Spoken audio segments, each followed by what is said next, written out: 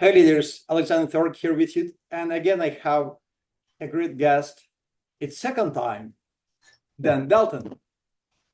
And we decided today to talk about very important topics that a lot of people looking for, but they are not really sure how to behave in these situations. And basically, this is a problem that every single organization has. Why? Because it has people in it. And that problem is communication problem. Hi, Dan. Hi, Alex. Good to see you again. I see it too. I hope leaders today will get from us a lot of good values, because I know that a lot of leaders that just don't want to talk about this topic, or about this, not about this topic as topic, but about this challenge, because due to different reasons, let's say. But basically, communication, folks, you know, and we know with Dan that it's really huge problem, because a lot of people in your organizations, they're just focusing on processes, and they're focusing on new technology that you have. They're focusing on new AI, or just whatever you have, new technology, what you're trying to implement in your company or your organization, and they simply don't have time. And basically, you also don't have time to talk to them because you're focusing on processes. But communication is essential in leadership. Absolutely. I've often referred to it as that managers are too busy doing their jobs to do their job. And what I mean by that, they are so focused on those processes. They're focused on getting product out the door on time and on budget. And they don't take time to really manage or deal with the things that are making those projects, and that is the productivity of the people that report to them. And to be able to properly manage that, a good manager has to be able to have some meaningful conversation. Yes, absolutely. And you're absolutely right that people simply, they don't have time. Or they don't make the time. It's not a priority. Yeah. I didn't want to tell about this, but this is a matter of fact. Exactly. Yes. You know, John Maxwell wrote a book called Everyone Communicates, but Few Connect.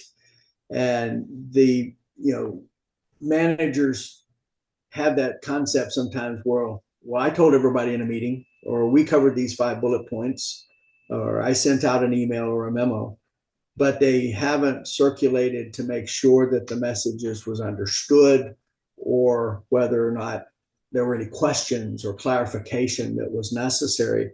So many of the subordinates may actually go and initiate the processes with only partial understanding of what the communication was all about, or what the new process is. And one of the things that John points out in his book is that there are 5 principles around communication. And the first one is that a manager, or anybody who is actually connecting while they're communicating, has to be able to influence. Managers are talking to their, or giving instruction to their subordinates to influence their performance, to influence their behavior. In some cases, it's to make a dramatic change in a process change or a system change. And to truly connect, they've got to influence their mindset by, first of all, explaining why the change is happening.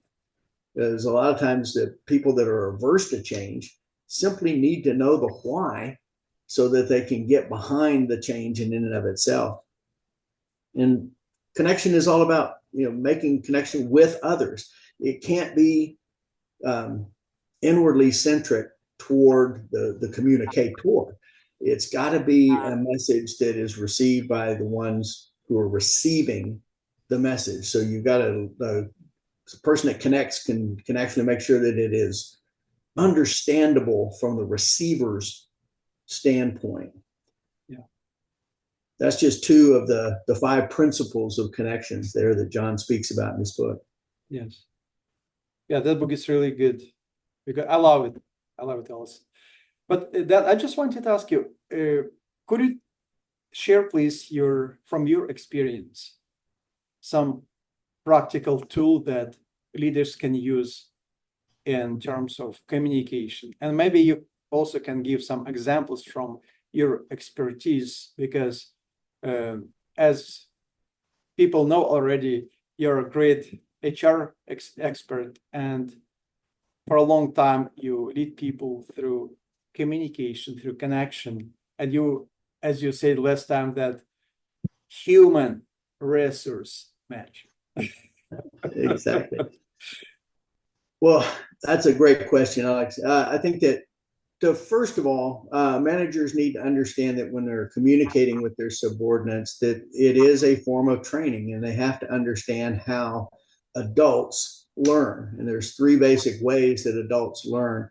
And in my experience as a corporate trainer and as an HR leader, is that you can't just tell them, because that's auditory learning, and only a very small percentage of the population are purely auditory learners, where they can just hear it and understand it. Most of the time, adults learn through a combination of visual learning and what is called kinesthetic learning, learning that they have to do something. There's an action involved in the learning. And if a manager or a leader is wanting to convey, especially if it's around a change, to present the discussion in such a way that all three learning types are covered.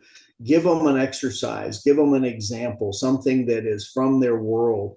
Maybe even send them home with homework that is associated with the process change before it happens, so that they can actually operate in the new process without danger or fear of messing up, basically. Yeah. So that just knowing how adults learn, and covering communication through all three learning types of both visual, kinesthetic, as well as auditory learning. Then, as you know, I also have 5 years of experience in oil industry, oil and gas. And both of us, we know how people are busy in that industry, just extremely busy. And to find time to work with their people and to lead them, they have to make the time, as you mentioned. What do you think, from your expertise or from your experience, how those managers and leaders, they can make the time? Because communication is very important for leadership. And what do you think, what would you advise also to managers and leaders, how to find that time just to create a niche where they can just sit at their thinking chair, just reflect on what they have done, who they have met, what they have experienced, and where should they go from that point? Well, first of all, kudos to any leader that's going to sit in their thinking chair and plan it out first. That's great, because oftentimes it's receive the orders and go. And I know from your military background that there's a lot of times as you received orders and you weren't given an understanding of, or an opportunity to completely understand and contemplate, that you were just told to go. Absolutely. But I think that in today's environment, the work environment, if a leader is got something that they're needing to communicate, then part of the communication needs to have some kind of follow-up, even if it's very, very brief, but it needs to be somewhat personal, face-to-face with their subordinates. Help me understand what you know and what you need to know about what we talked about. Is everything going okay? Were there any questions that you had about the process change that we discussed, or the email that went out, or what we discussed in the meeting? Just circle back and let that, if the communication initially was one on many, where a manager sends it out to their whole team, then make the follow-up a little bit more intimate, one on few or one on one. Just to make sure, because a subordinate will always appreciate how a manager made them feel by coming to them individually, circling back and making sure that they understood the instructions that they were given, especially if it's a dramatic change in process or procedure. Yeah, absolutely. And like John said, that communication is not just communication itself. It's connection. It's our ability to connect with people and relate to them. And a lot of business owners, they don't do that. They do maybe just at very small range or just with certain people in the company, but they do not understand that they need to connect with their people company-wide. Yeah. I heard a funny story that kind of symbolizes what a lot of managers do around communication. It said that there was this old farmer that finally got married late in life. And after a few years of marriage, his wife was unhappy and made him go to a counselor.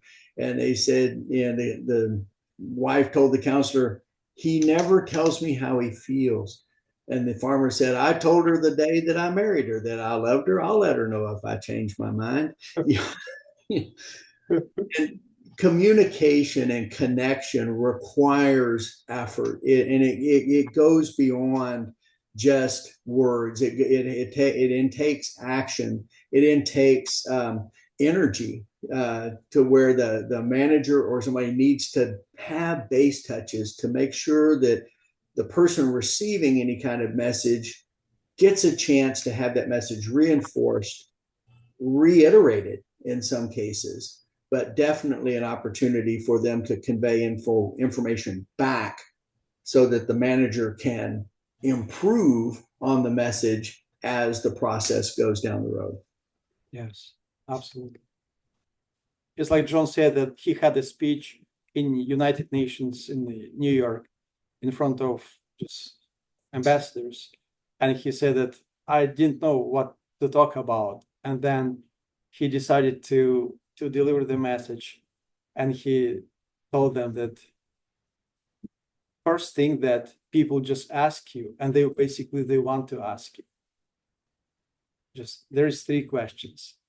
Do you remember those questions? Remind me. No, you didn't watch that. Oh, the 3 questions I always that John delivered to ambassadors in United Nations. And he said that every single individual in your team, in your company, no matter where your company is, in which country company is locating, 3 questions that all people just want to ask you. Do you care for me? And second question, can you help me? And third one, can I trust you? Yes. Okay. Absolutely. And this is all about communication. And this is exactly then what you just mentioned, that not just at the beginning of marriage, person said that just I love you, I just want to live with you. And this is a journey. And leaders need to be able to answer those questions like lifetime. Yeah. And that trust, that last one is crucial. Yes. That because the trust that you leave on your last communication will pave the way for the quality of your next communication. Yes, absolutely. Absolutely. And very interesting that I realized when kids grow in leadership environment and their parents in executive roles or just any kind of leadership roles, and as a matter of fact, those kids grow in that environment. And most of the times, unfortunately, those environments, just managerial environments, not leadership environments. Mm-hmm. And the point, what I realized that a lot of business owners and entrepreneurs, they want their kids to become better than they are, better than parents, and they invest in those kids. But very often they don't realize that they need to grow also leadership ability in those kids, not just managerial ability, because it's good to show their kids how managers manage processes in any organization. And they also show them how entrepreneurial mindset works. Right. It's a good point, but also what I realized that those kids, they become smart because they grow in that kind of environment, entrepreneurial environments, but they don't really practice leadership. And I think that parents should be focusing on creating that environment where kids can learn leadership as well. What do you think about that? I couldn't agree more, Alex. Let me tell you a little story about myself. Yes, absolutely. Please. When I was in high school and even in college, I was always somebody's buddy, somebody's number two. I was a Tonto to somebody's Lone Ranger, or a Robin to somebody's Batman. And I was always good enough to be on the team, but I wasn't necessarily a starter. I was always good enough to be in the choir, but maybe I wasn't one of the soloists.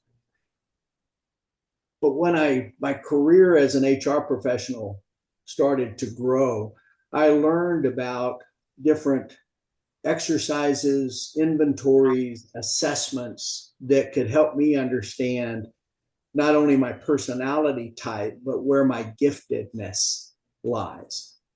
And once I learned those things about myself and started paying into my giftedness and personality type, those leadership opportunities that I missed as a student became a lot more prevalent and presented themselves. So I'm guessing that there's a lot of kids in high school, in university, and even young adults that have just starting their career who might be in that same boat, that they've not necessarily had an opportunity to truly assess what their giftedness is.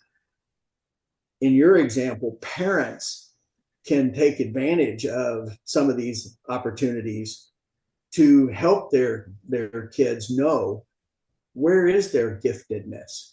I walked across the stage in high school. I had no earthly idea what I wanted to be when I grew up.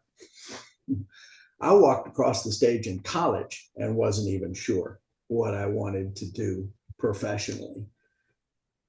There are a lot of young people that are not necessarily given the opportunity to lead or have an opportunity to take a leadership role simply because they're not the most popular, or they are somebody's number two and maybe in someone's shadow.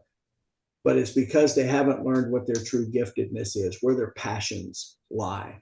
And I think if we can help young people, whether they be 14, 15, 16 years old, 20 or 22 years old in college, or that 24-year-old that's just starting their career, if we can get them to understand where their giftedness is and their personality type that pays into those passions, then I think that we can develop some leaders where we would not have necessarily thought leaders existed before.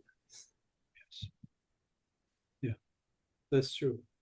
And you just reminded me, before COVID, I had conversation with general manager of one college here, and we discussed the very same point.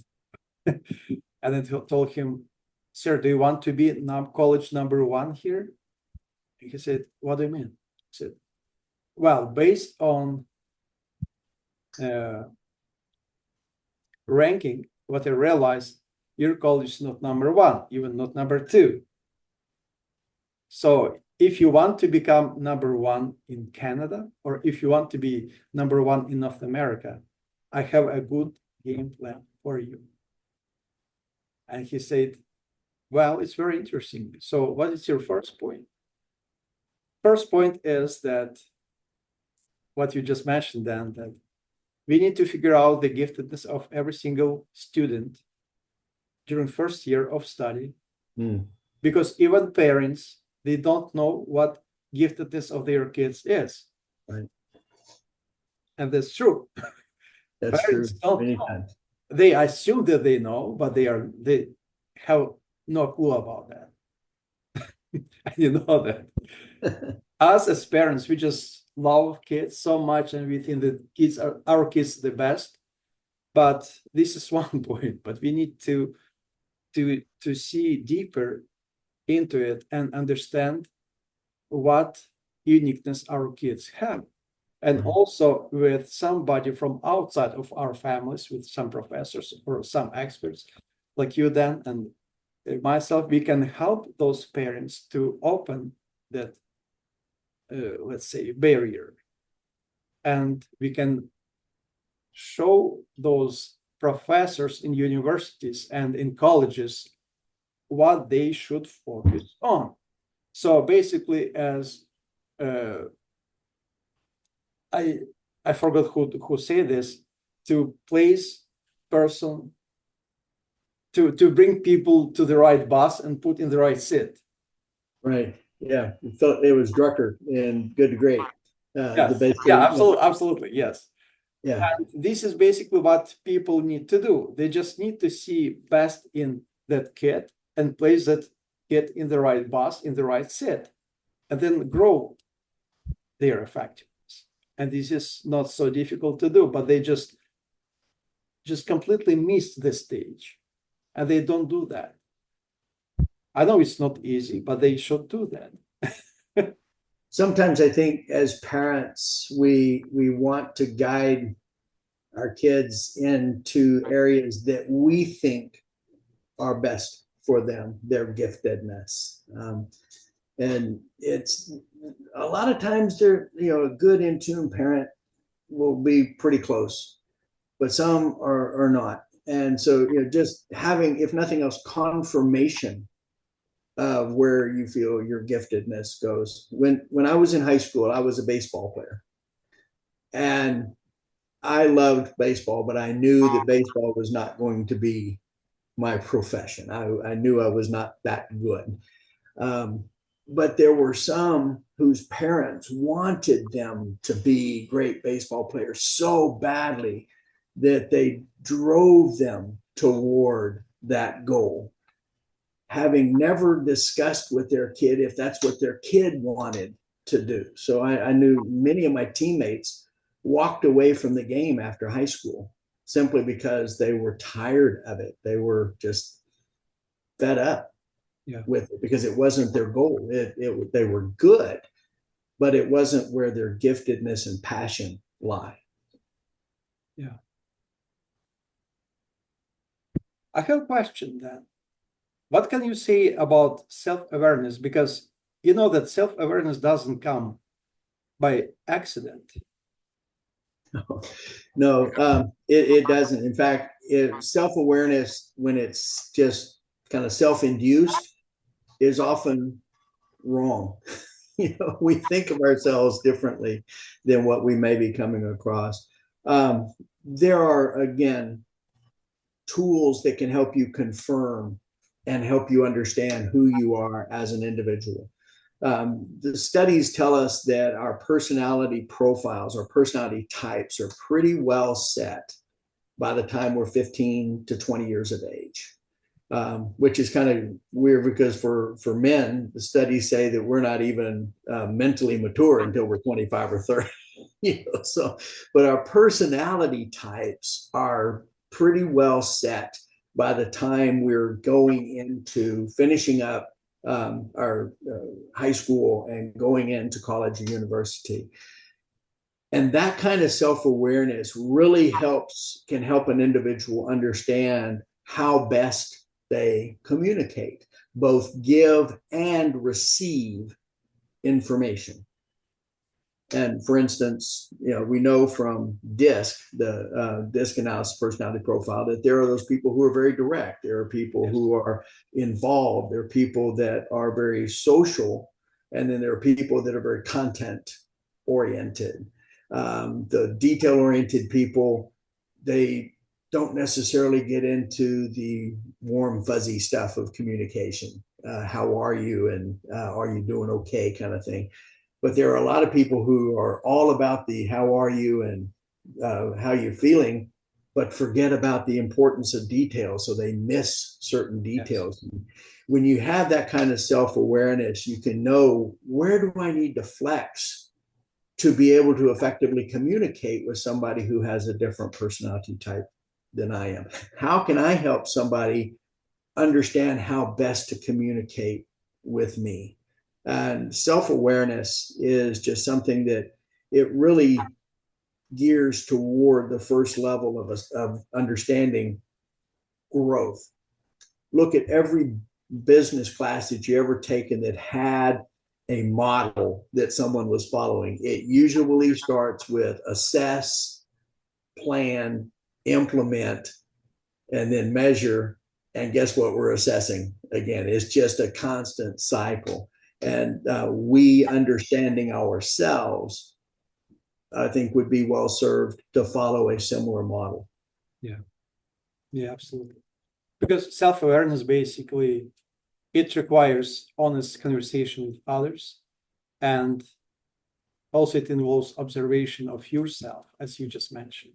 Yeah, and honest communication with ourselves. Yes, and how others react to you. It's very interesting. Exactly. It's very interesting. But another question, what can you say about security on oneself? Well, I used to say when I was in the banking industry that there's two kinds of people. There's those that have been impacted by a bank merger and those that will be impacted by a bank merger. And just the same kind of thing happens with individuals. Every individual on earth will fail at some point. They will have some kind of setback. And as a coach told me a long time ago, if you fall down 7 times, get up 8 times.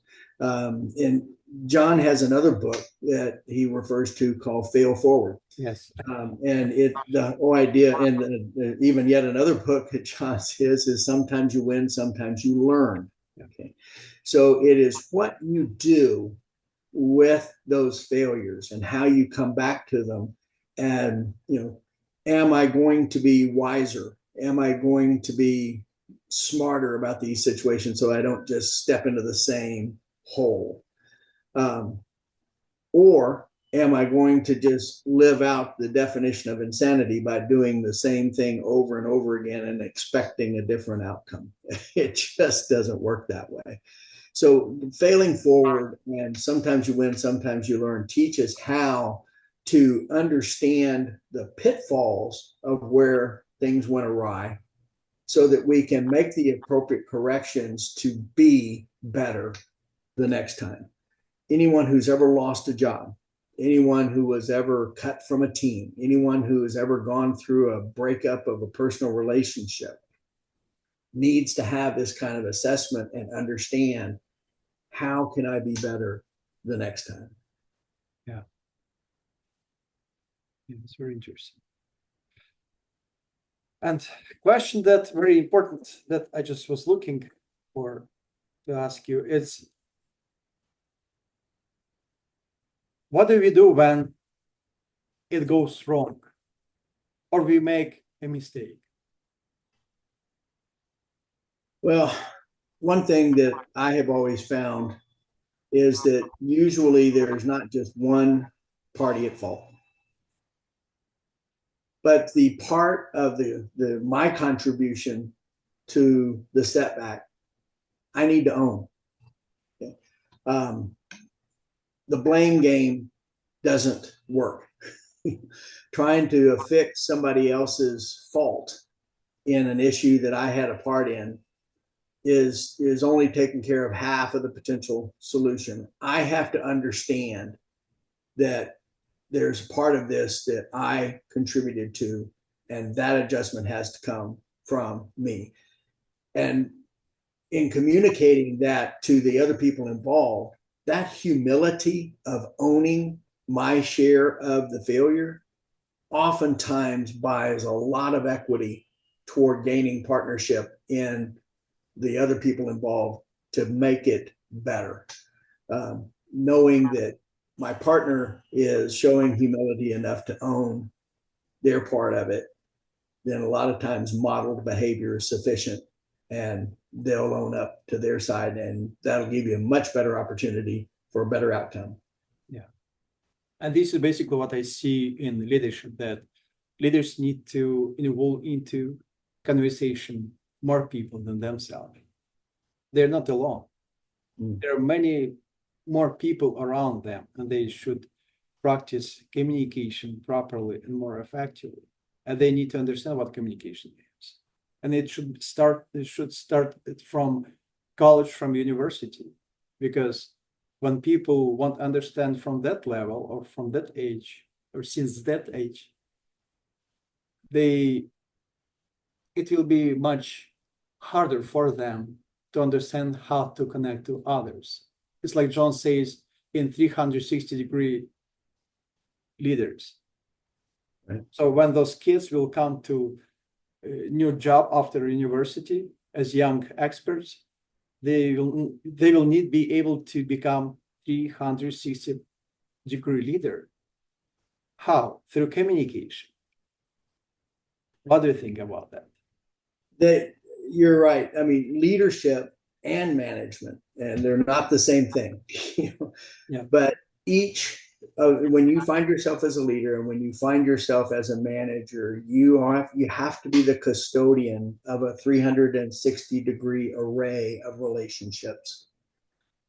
Managers have relationships in all directions. Those that they direct down, that report to them, their superiors, the things where their relationship is up. And then a whole array of peripheral relationship with fellow managers, with clients, with suppliers, all are partners on the same level that they have to work with to be able to get the job done.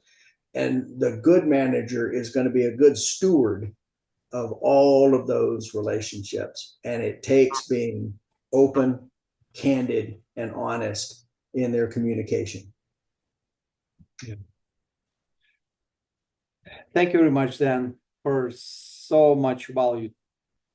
We could talk hours and hours about all of these topics, but first, I'd like our listeners to learn this part, and if they have some questions, I'd like them to ask those questions to you. And I'm sure that a lot of schools, colleges, and universities would benefit from your values that you deliver then, because your values and your experience, and not just value because of value, but because you read in the books, but because of your experience, you live those values. Because a lot of organizations, they have great people, strong values, good vision, but they don't live those values. But I know that you live all of that. I certainly try. Thank you for being here with us today. And it was my pleasure. see you next time. All right. Thank you. Very soon. Very soon.